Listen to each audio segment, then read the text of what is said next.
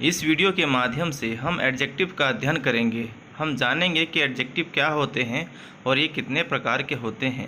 किसी भी सेंटेंस में एडजेक्टिव की क्या भूमिका है और किसी भी सेंटेंस में हम एडजेक्टिव को कैसे पहचान सकते हैं और किस प्रकार हम उसे ग्रामेटिकली शुद्ध रूप से लिख सकते हैं ताकि हमारा सेंटेंस गलत ना हो।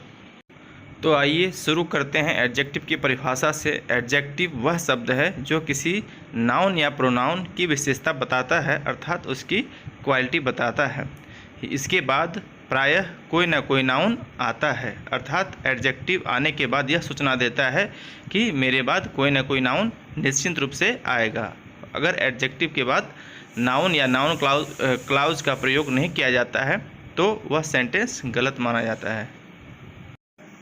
उदाहरण के लिए हम इन वाक्यों को देख सकते हैं, जैसे this is a beautiful flower.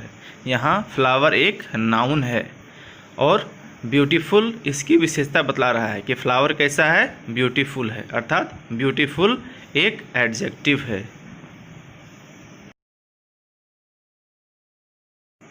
अब हम एक दूसरे वाक्य का उदाहरण लेते हैं, जैसे you are an honest officer. यहाँ ऑफिसर एक नाउन है जिसकी विशेषता ऑनेस्ट बता रहा है, अर्थात ऑफिसर कैसा है, ऑनेस्ट है। तो ऑनेस्ट यहाँ एक एडजेक्टिव हुआ। हम कुछ और उदाहरण ले लेते हैं, जैसे Ram is a good boy. इस सेंटेंस में गुड एक एडजेक्टिव है जो कि नाउन बॉय के पहले आया है। इसी प्रकार हम और सेंटेंसेस को देखते हैं, जैसे the whole money was distributed. इस सेंटेंस में होल एक एडजेक्टिव है जो कि मनी के पहले आया है और मनी को क्वालिफाई कर रहा है। अब हम जानते हैं एडजेक्टिव के टाइप्स के बारे में। सबसे पहला टाइप है एडजेक्टिव्स ऑफ क्वालिटी, अर्थात गुणवाचक विशेषण। इस एडजेक्टिव से किसी व्यक्ति या वस्तु के गुण का बोध होता है। गुण कहने का मतलब ये नहीं है कि केवल उसकी तारीफ हो सकता है उसकी आलोचना भी की जा रही हो। गुण या दोष अर्थात उसकी विशेषता होनी चाहिए, उसे गुणवाचक एडजेक्टिव कहा जाता है। इसका एग्जाम्पल है good, bad, weak, strong, kind, cruel, sweet, bitter, thin, long, short. इसे हम वाक्य में देख सकते हैं, she is a beautiful girl. इस वाक्य में ब्यूटीफुल एक एडजेक्टिव ऑफ क्वालिटी है। एडजेक्टिव्स ऑफ क्वालिटी का प्रयोग सेंटेंस के कम्प्लीमेंट या अदर वर्ड के रूप में भी किया जाता है, जैसे the table is long, the pen is red. इन वाक्यों में लॉन्ग और रेड कम्प्लीमेंट के रूप में आए हैं जो कि एक एडजेक्टिव है। अब जानते हैं दूसरे टाइप के बारे में, अर्थात एडजेक्टिव्स ऑफ क्वांटिटी के बारे में। इसे परिमाणवाचक विशेषण भी कहा जाता है। एडजेक्टिव्स ऑफ क्वांटिटी से मात्रा या परिमाण का बोध होता है, अर्थात इससे संख्या का बोध नहीं होता है, जैसे some, much, little, whole, all, enough, a lot of इत्यादि। हम उस वाक्य का उदाहरण लेते हैं, he has lost all his wealth. इस वाक्य में ऑल एडजेक्टिव्स ऑफ क्वांटिटी है। He did not eat any rice.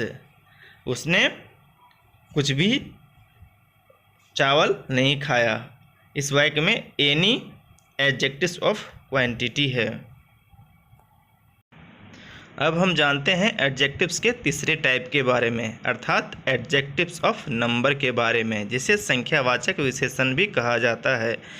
Adjectives of number से व्यक्तियों या वस्तुओं की संख्या या क्रम का ज्ञान होता है, अर्थात इससे हम जानते हैं कि व्यक्तियों की संख्या कितनी है या वस्तुओं की संख्या कितनी है या उसका क्रम कैसे है। इसी में हम कार्डिनल और ऑर्डिनल के बारे में भी जानेंगे।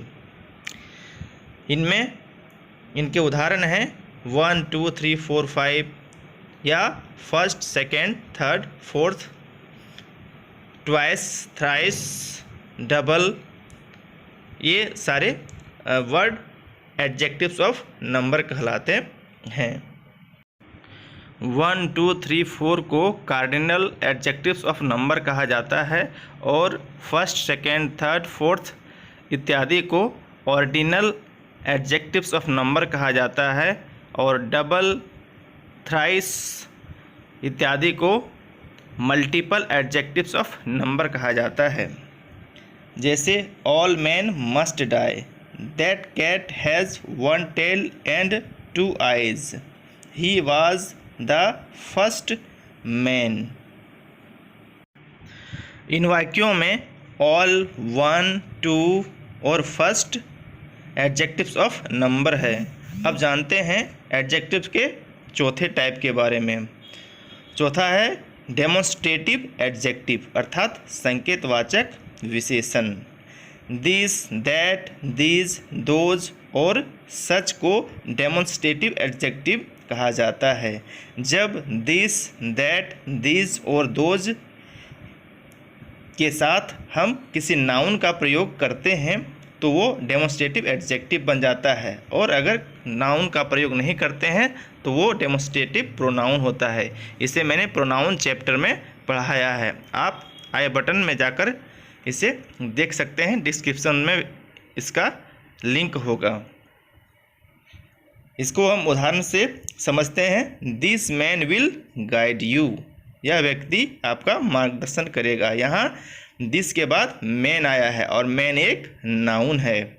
इसी प्रकार you did not like that girl, यहाँ दैट के बाद गर्ल आया है और गर्ल एक नाउन है। इस प्रकार दैट यहाँ एक डेमोन्स्ट्रेटिव एडजेक्टिव का काम कर रहा है। इसी प्रकार और उदाहरण ले सकते हैं।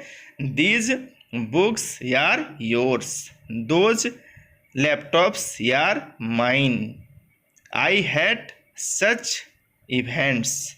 इन वाक्यों में दीज, दोज और सच डेमोन्स्ट्रेटिव एडजेक्टिव हैं। अब हम जानते हैं पोसेसिव एडजेक्टिव के बारे में। पोसेसिव एडजेक्टिव अर्थात संबंधवाचक विशेषण। वैसे विशेषण जो संबंध या अधिकार का बोध कराते हैं उन्हें पोसेसिव एडजेक्टिव कहा जाता है। जैसे my, our, your, his, her, its, their इत्यादि पोसेसिव एडजेक्टिव्स हैं।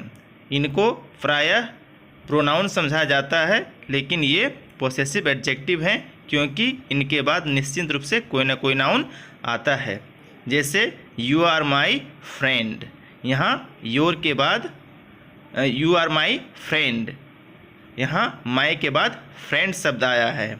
आई एम योर ब्रदर, यहाँ योर के बाद ब्रदर शब्द आया है। दे आर आवर एल्डर्स, यहाँ आवर के बाद एल्डर शब्द आया है। इस प्रकार ये सारे शब्द my, our, your, his possessive adjectives हैं।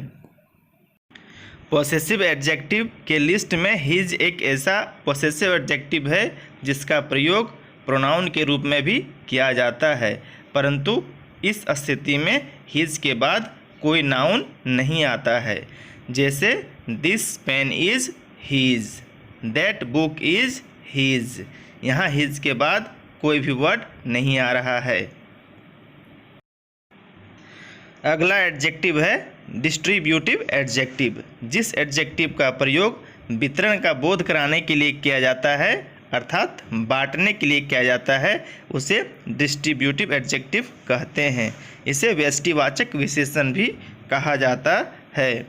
ईच, आइदर, नाइदर तथा एवरी के बाद जब नाउन का प्रयोग किया जाता है तब ये डिस्ट्रीब्यूटिव एडजेक्टिव बन जाते हैं।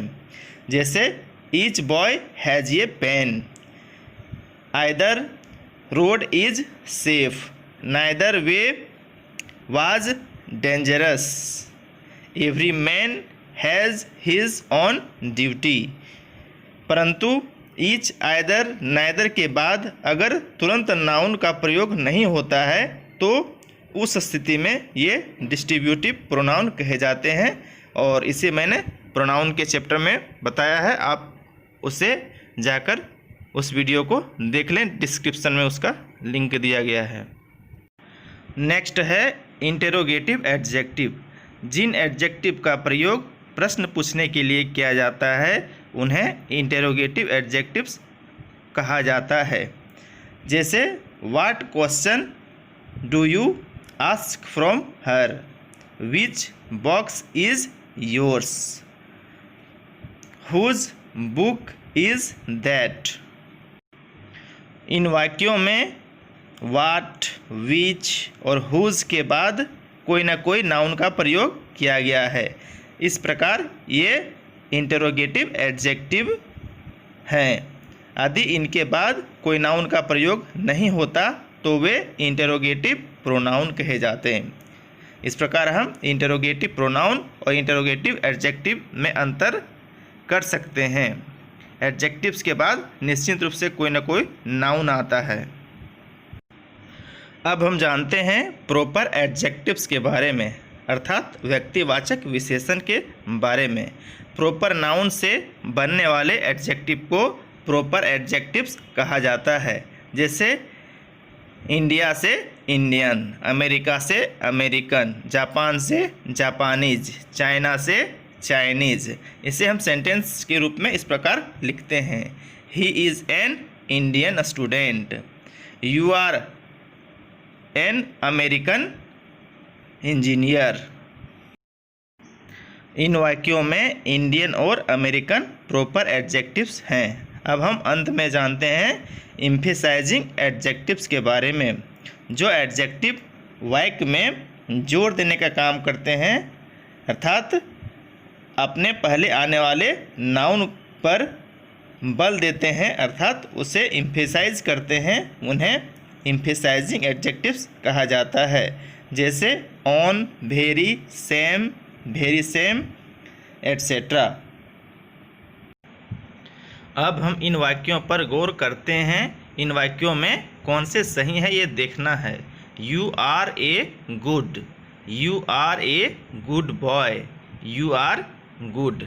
इन तीनों वाक्यों में पहला वाक्य गलत है, क्योंकि वहाँ गुड के पहले आर्टिकल ए का प्रयोग किया गया है जो नहीं होगा। इसके स्थान पर हम यू आर गुड केवल कह सकते हैं। यदि गुड का प्रयोग किया गया है तो उसके बाद कोई ना कोई नाउन आएगा। जैसे कि दूसरे वाक्य में दिया गया है you are a good boy, अर्थात यहाँ दूसरा और तीसरा वाक्य सही है और पहला वाक्य गलत है। हम कुछ और एग्जाम्पल लेते हैं। This book is your, this is yours book, this book is yours, this is your book. इन वाक्यों में पहला और दूसरा वाक्य गलत है, क्योंकि पहले वाक्य में दिस बुक इज योर, यहाँ योर एडजेक्टिव का प्रयोग किया गया है जिसके बाद कोई नाउन नहीं है, अर्थात वहाँ योर की जगह योर्स होगा, अर्थात तीसरा सेंटेंस सही होगा। दूसरे वाक्य में दिस इज योर्स बुक लिखा है और योर्स एक प्रोनाउन है, योर्स की जगह वहाँ योर का प्रयोग किया जाएगा, क्योंकि वहाँ योर्स के बाद बुक दिया है, अर्थात वहाँ नाउन है, वहाँ एडजेक्टिव का प्रयोग होना है, इसलिए योर्स के स्थान पर योर होगा, अर्थात चौथा वाक्य सही होगा। इस प्रकार हमने इस वीडियो के माध्यम से एडजेक्टिव्स लेसन को अच्छी तरह से समझा। अगर आपके मन में कोई क्वेरी रह जाती है तो हमें निश्चित रूप से कमेंट करें और मेरे चैनल को सब्सक्राइब करें और इसके डिस्क्रिप्शन में जाकर के ग्रामर के सभी लेसन्स को देखें। आप सभी का बहुत बहुत धन्यवाद।